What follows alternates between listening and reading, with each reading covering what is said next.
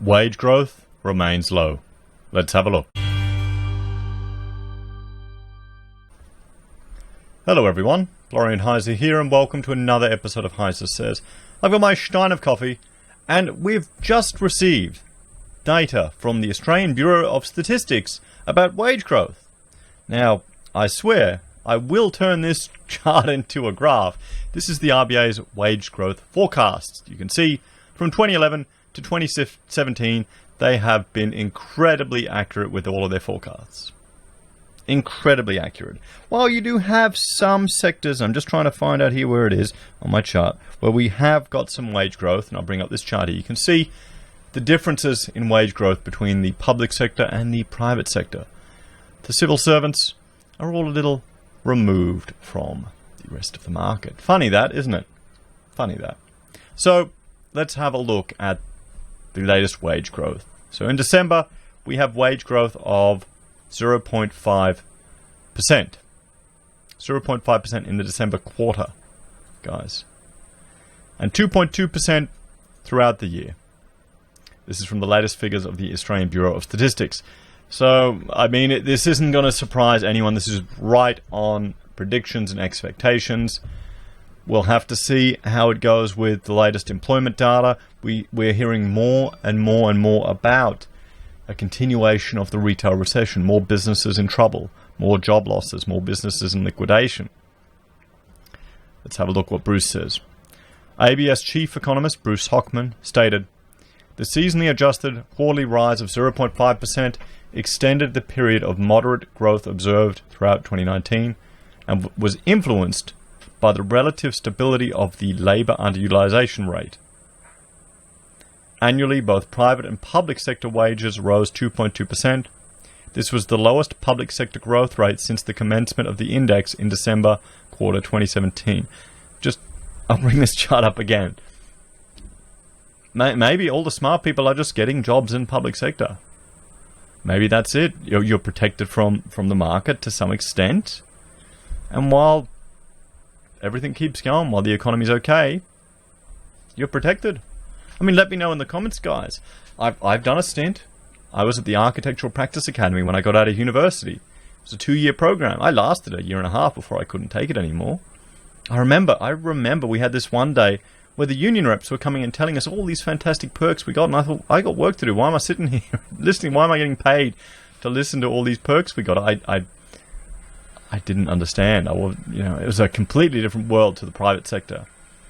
Because studying architecture, where I did at QUT, you would have 1 day at university, and this was from first year of uni, and 4 days in an office every week. So from year one all the way through to finishing your degree, you were working, you were running projects, you were taking on responsibility. You were kind of broken when you already came out because the illusions were all destroyed about the profession.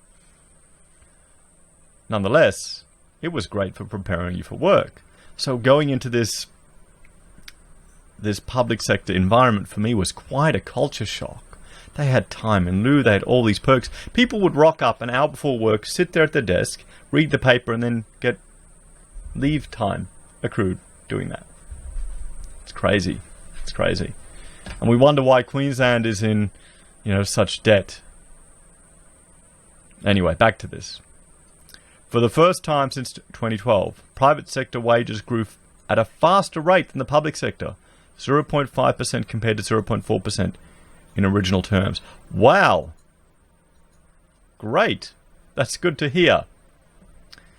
Across industries, annual wage growth in 2019 ranged from 1.6% for the information, media and telecommunication services industry to 3.1% for the healthcare and social assistance industry. Okay, now if you're working in healthcare or social assistance, you may be in the private sector, but both of those industries are completely dependent on public funding. The majority of it. Sure, you've got private hospitals, but come on, guys. Social assistance, how much of that is in NDIS?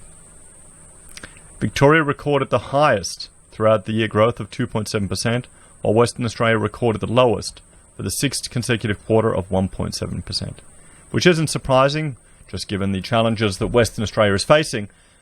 But didn't I read somewhere, Daniel Andrews, the Premier of Victoria, isn't he planning to sack a whole heap of public servants now because the budget's in trouble in Victoria? I wonder if that'll affect it. So here we go. Let's have a look. We'll jump to the commentary now. So the main contributors were Victoria and New South Wales. Industry contributors were healthcare and social assistance, professional, scientific and technical services, financial and insurance services. Wage growth by state or territory. The original estimates. Northern Territory recorded the highest quarterly rise of 0.9%. Wow. I'm a little surprised with that, guys. Those of you from the Territory, you know, what are you doing with your extra pay? Silver or gold? Let me know in the comments. Or crypto. Which one? What are you picking? Or up there, it'd probably be, I don't know, bullets for hunting. It's a bit, you know, it's the frontier, isn't it? It's still the Territory. The ACT, a different type of frontier there, recorded the lowest quarterly rise of 0.2%. Victoria recorded the highest throughout the year of 2.7%. Western Australia recorded the lowest of 1.7%. On an annual basis, West Australian WPI has remained under 2% since the June quarter of 2016. So there you go. What can that tell us, guys? What can that tell us of what's going on there? So annual change, original total hours, public and private, excluding bonuses. What's the highest? Victoria. Look at that public sector. So the highest is the public sector. So they've averaged it out to make it sound like the private was doing better, but damn, not in Victoria. And this is the same from this chart I've shown here. A lot of this is fueled by the public sector increases in Victoria. So wage growth by industry, guys. Let's have a look at our industries. Finance and insurance services recorded the highest quarterly rise of 0.9%. So banking and finance, the highest.